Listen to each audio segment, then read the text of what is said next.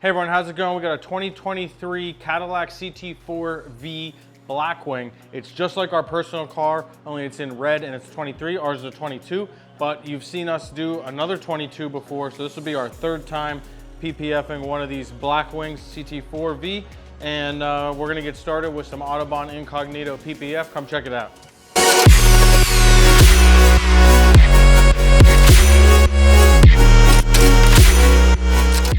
All right, the first thing I'm gonna do is I'm gonna use American Detailer Garage F-Bomb diluted 4:1, and we're gonna use that to get rid of these bugs that are on the front of the vehicle. It's a little bit heavier concentrate.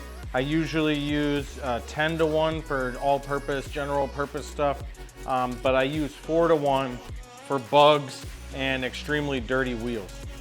All right, I'm gonna show you how well that American Detailer Garage F-Bomb will take the bugs out. I'm gonna start here with the windshield and the roof line.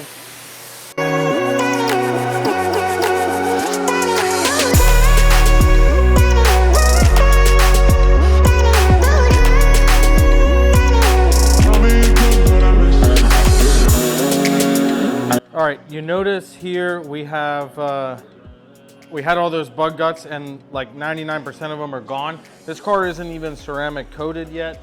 And doesn't have any film on it, and it still came off easy with that F-Bomb concentration.